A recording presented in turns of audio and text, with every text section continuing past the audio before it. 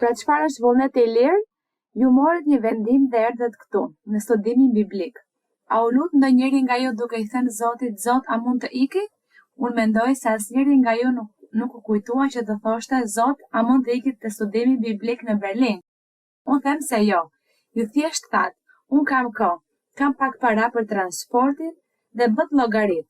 Se sa do të harxoj për transportin, për mëngjesin, për drekën, darkën dhe për akomodimin atje ku do të qëndroj, I kam kaq para? Po. Atëherë do të shkoj në Berlin. Këtë bëri pjesa më e madhe. Ky quhet vullnet I lirë. Ju morët vendimin tuaj.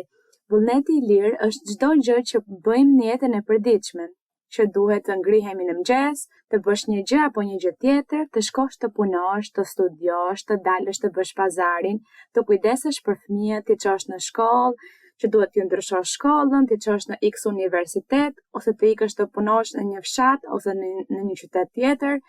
Ne I bëjmë të gjitha këto. Dhe kjo çfarë quhet? Çfarë është? Vullnet I lirë.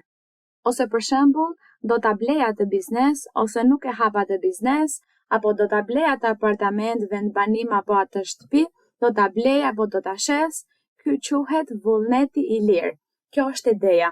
Perëndia ju dha disa rregulla dhe u mësoi Evës dhe Adamit. Për shembull, Perëndia kur krijoi Adamin dhe Evën, Perëndia e krijoi po ashtu të gjitha gjërat e tjera, të gjitha materialet, gjelbërimin apo kafshët, çdo gjë, pemët.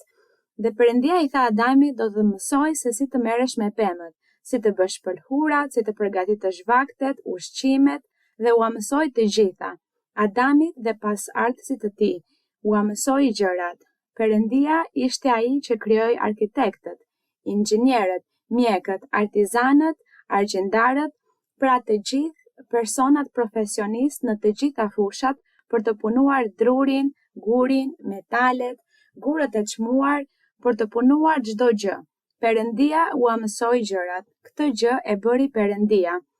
Dhe ua mësoi që secili të merrte vendimin e tij, lidhur me atë që do të bëj.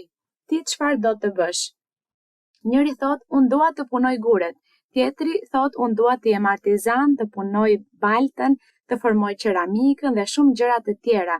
Një tjetër thot, unë dua të punoj pëlhurat, një tjetër thot, unë dua të punoj gurët e çmuar.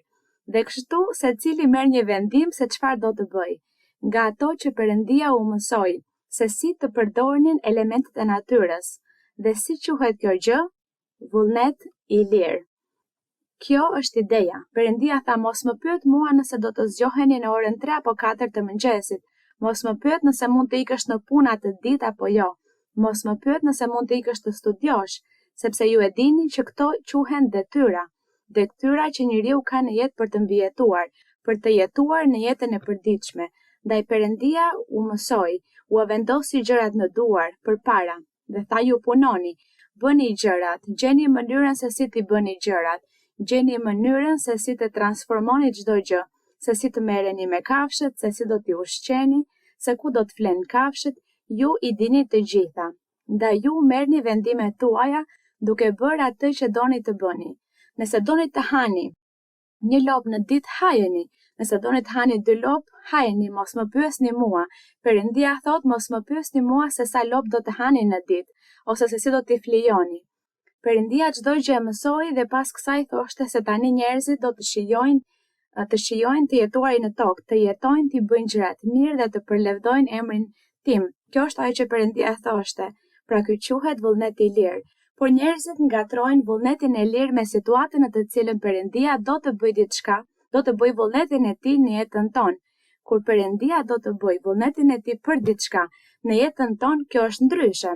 Për shembull, nëse unë dua të bëj një udhtim në X vend, me siguri dua të udhtoj në një shtet dhe dua të udhtoj në X datë në X ditë. Dhe mund të ndodhë që Perëndia të thotë në atë ditë do të ketë një rrezik, një pengesë, ndaj unë nuk do ta lejoj që të udhtoj sepse dua t'i mbroj jetën. Ndaj Perëndia bën çdo gjë që është e mundur që personi të mos udhtoj, që biri I tij të mos udhtoj ose I thotë, mos udhto sepse nuk është momenti që të udhtosh.